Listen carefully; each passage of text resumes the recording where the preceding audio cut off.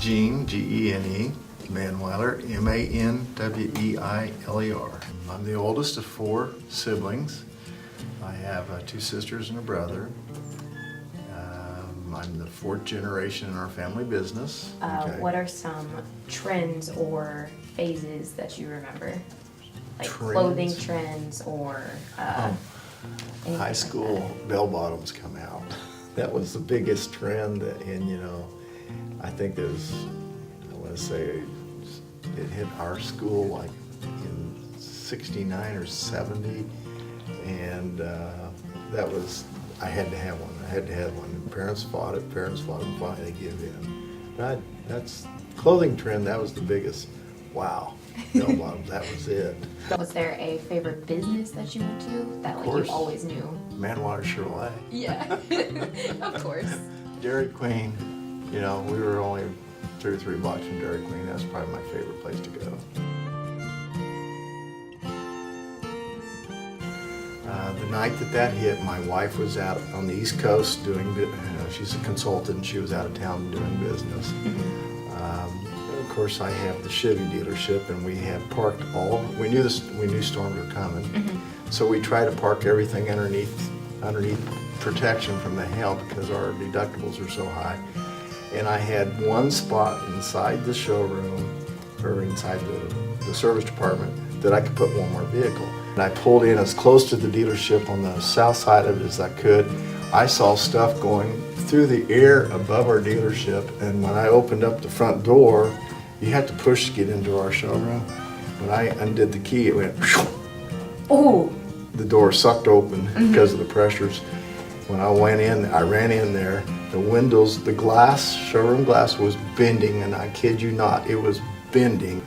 And right behind me, a city employee, Randy Miller, come in. Gene, there's a tornado, it just hit the water tower, we need to get under cover.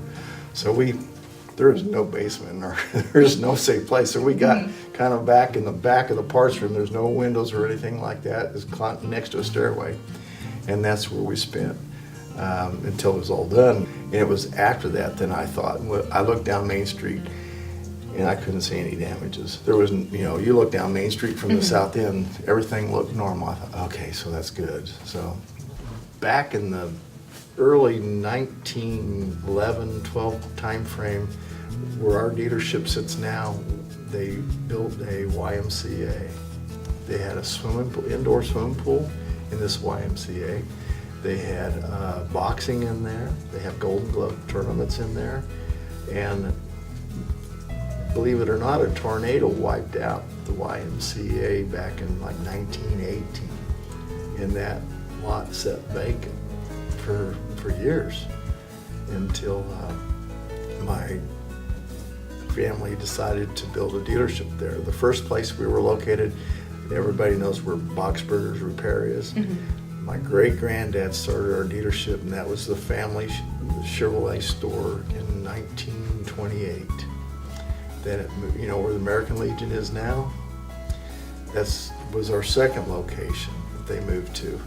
And then in 1942, they bought the ground where we're at now, and they put a art decor building up that was a Chevrolet design. We now, with the help of my wife, we have now got our building listed on the National Historic Register, because there's not another dealership in the world that has a franchise automobile working it. There's still buildings like that, one in Lyons, but it's for storage. I think a farmer owns that, or there's one that's got a hardware store.